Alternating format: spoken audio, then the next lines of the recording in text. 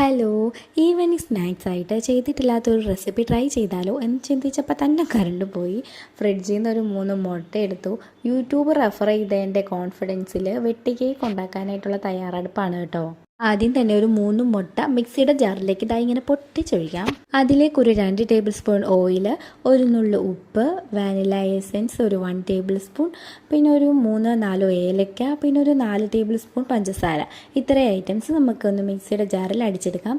ആവശ്യത്തിനുള്ള മൈദ എടുക്കണം. ഞാനിവിടെ 1 കപ്പ് മൈദ എടുത്തു. അതിലോട്ട് ലേശം ബേക്കിംഗ് സോഡ, ലേശം ബേക്കിംഗ് പൗഡർ, ഒരു 1.5 സ്പൂൺ റവ.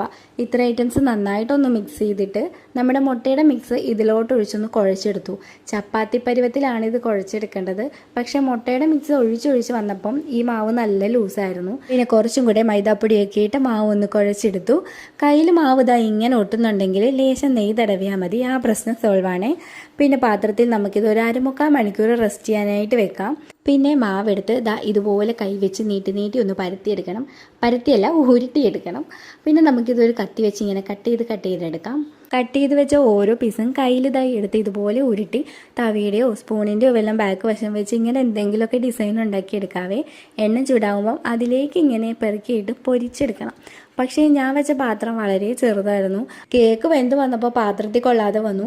പിന്നെ ഞാൻ ഉണ്ടാക്കിയത് ചെറിയ ചെറിയ കേക്കുകളായിരുന്നു. ആദ്യമായിട്ട് ഈ കേക്ക് ഉണ്ടാക്കിയതിൻ്റെ പോരായ്മകളൊക്കെ ഉണ്ടായിരുന്നു ആ കേക്കിന്. വെട്ടി കേക്കിൻ്റെതായ ലുക്കൊന്നും ഇല്ലെങ്കിലും അത്യാവശ്യം നല്ല രുചി ഉണ്ടായിരുന്നു. പിന്നെ നല്ല സോഫ്റ്റ് ആയിരുന്നു കേക്ക്.